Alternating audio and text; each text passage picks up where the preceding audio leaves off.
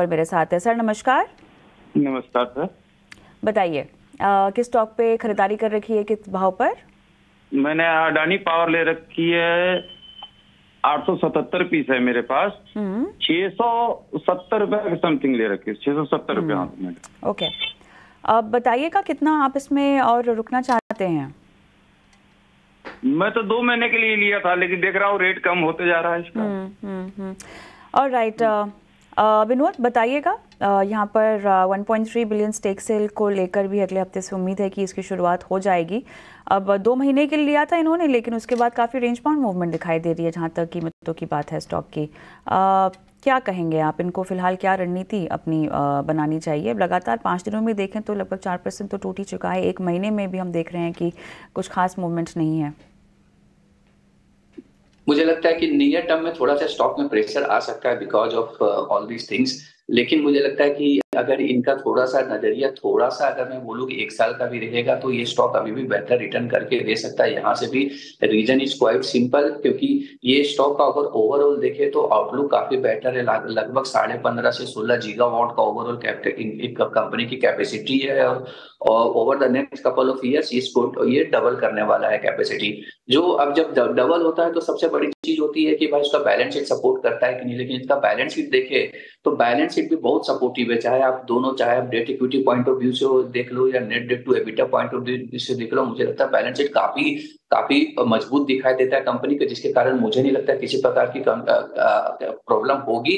But at the same time मैंने बोला power का आउटलुक काफी बेहतर है, क्योंकि कंपनी का अगर ओवरऑल क्वार्टरली परफॉर्मेंस देखे तो इनका मर्चेंट सेगमेंट का जो इंप्रूवमेंट ओवरऑल कंट्रीब्यूशन है वो बढ़ता आ रहा है, जिसकी वजह से मार्जिन भी बेहतर होगा। तो मुझे लगता है अगर निवेशक का विचार थोड़ा सा लंबी अवधि के लिए है तो वो रख सकता है, अभी भी इनको रिटर्न बेहतर मिल सकता है यहाँ से भी। ये है नजरिया आपके स्टॉक पे। शर्मा का मुझे एक सवाल लेना होगा जो हमारे साथ फोन लाइन पर हैं। मनु नमस्कार, कहाँ से बोल रहे हो आप? Good morning ma'am. जी गुड मॉर्निंग। मैं रोड से बात कर रहा हूँ। ओके महाराष्ट्र। जी बताइए आपने किस स्टॉक में खरीदारी कर रखी है? जी मैडम, पीबी फिनटेक पॉलिसी बाजार। ओके, किस लेवल पर? एक पे मैडम मेरा शेयर प्राइस था 1652 और क्वांटिटी है 170। ठीक है, आपने कब तक रुकने का मन बनाया है? मैडम 5 से 6 मंथ, और अगर इसमें और प्रॉफिट बुकिंग दिखती है तो मैं और भी लॉन्ग इसको कर सकता हूँ। चलिए, मुनाफे में तो आप बैठे हैं। रजत, इस साल में अब तक लगभग 113% हमने देखा है पीवी फिनटेक जो है वो चल चुका है। कुछ ब्रोकरेज हाउसेस की बातें ये भी है कि थोड़े से वैल्यूज़ ओवर स्ट्रेच दिखाई दे रहे हैं।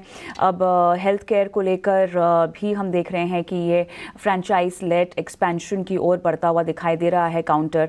अब ऐसे में हायर कैपेक्स को लेकर और बाकी तमाम हेल्थ केयर सेक्टर में रेड फ्लैग्स को लेकर सवाल भी उठ रहे हैं, लेकिन ओवरऑल अगर हम देखें तो चाल इस साल बहुत बढ़िया रही है पीवी फिनटेक की। इसको क्या आगे होल्ड करना चाहिए? हेल्थ केयर में फोरे को लेकर आपको क्या लगता है कि स्टॉक रिएक्ट करेगा?